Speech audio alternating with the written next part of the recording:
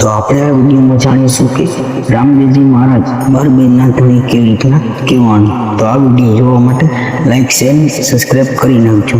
તો ચાલો આપણે વિડીયોને આગળ વધારીએ.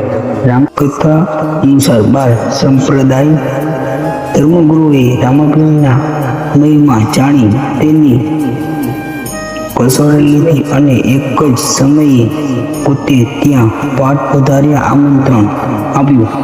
રામાપીરે 12 તાપ પર એક જ દિવસે અને એક જ સમયે હાજરી રહી તેને પરચો ફોડ્યો.